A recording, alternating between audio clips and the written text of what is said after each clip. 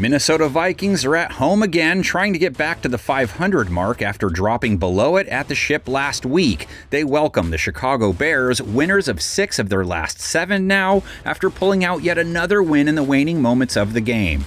Caleb Williams into the end zone, and the Bears have taken the lead. What are we calling them? Bear believers, bear relievers, cardiac Cubs? Block a field goal one week, recover a fumble, hit a field goal the next, hit on a long TD pass for a late win a couple weeks later, come back down 10 in the fourth quarter with a long TD run last week. They're beating teams every which way, waiting in many cases to do it at the last second. Doing it with his arm, doing it with his feet, pretty much all of it coming here in the fourth quarter. Chicago's 24 points last week, keeping them in the top 10 in scoring for the year. They struggled on third down, but not in the red zone, and Caleb Williams has fans swooning over his fourth quarter play versus the Giants in their most recent dramatic comeback win. Down the stretch, you just can't play quarterback any better than what we've seen the last 2 possessions from Caleb Williams. Forget the subpar-looking passing stats. Williams had to overcome lots of key dropped passes, and want to know the reason he didn't take a single sack in that win? Pulled rabbits out of his over and over again. Not sure anyone has his escapability at this point. Took off for countless first downs, running for 63 yards plus the game-winning TD. Caleb Williams gets away from Thibodeau. First down, Chicago. Imagine if some of those scrambles start turning into more big chunk passing plays on a regular basis. He looks like a different quarterback compared to when he first faced Minnesota. These two played back in week 1. No offensive guys for either team really stood out. J.J. McCarthy's first NFL start and win. He kind of scuffled along most of the game and then led a fourth quarter comeback, putting up 21 points in the final frame. McCarthy pulling a week 10 Caleb, taking care of business himself for the game-winning touchdown. And the Minnesota Vikings sending fans home here at Soldier Field. The Minnesota secondary Caleb draws this week, not at fault for their Week 10 loss to Baltimore. They held Lamar Jackson under 180 yards, a sub-90 rate on just 6.1 per attempt. Jackson batted at the line. Andrew Van Ginkel with the deflection. They did play the pass better than they have in 2025, even after that performance. Only a few teams allowing a higher rating, only have 3 INTs, most of their numbers against the pass in rough shape still, and they only managed to track Jackson down once in the backfield. Gave up 27 points when it was all said and done, have allowed 24 plus points in 4 straight games. As mentioned, 3 of those losses. On the roll, back of the end zone, and it is caught with the touchdown. Those 27 points last week, partially on their offense and special teams, turning the ball over 3 times combined, creating short fields. They stopped 3 of Baltimore's 5 red zone chances,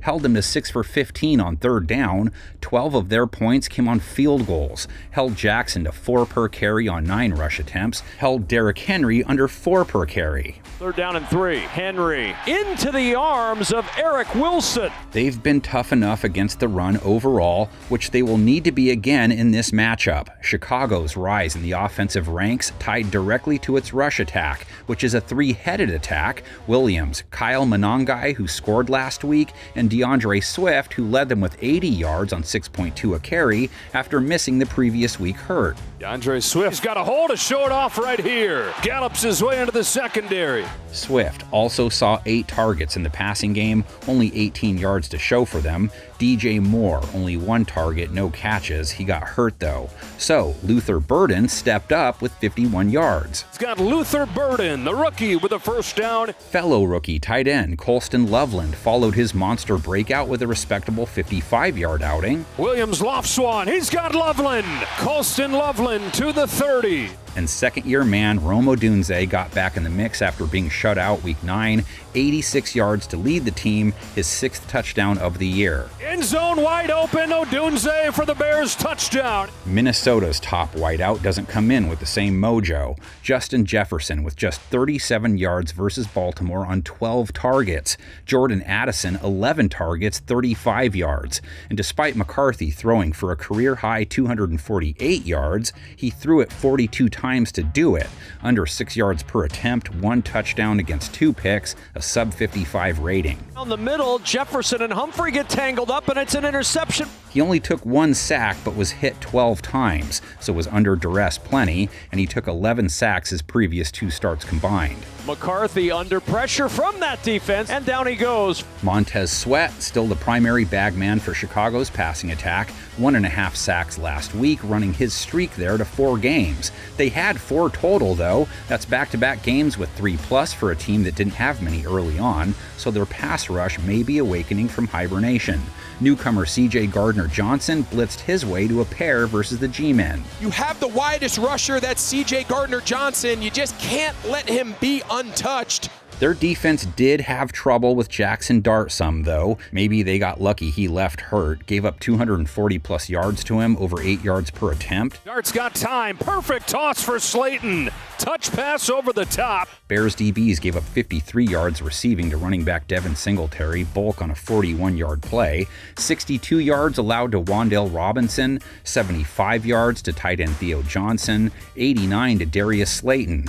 Jalen Naylor, the one Minnesota pass catcher to have a big game versus the Ravens, he scored 124 yards. Reaching out, he got his feet in, it's a touchdown! Along the ground, Aaron Jones, Jordan Mason each hit at 5.2 or better, neither with many attempts though. McCarthy led Minnesota with 48 rush yards, 9.6 per scamper.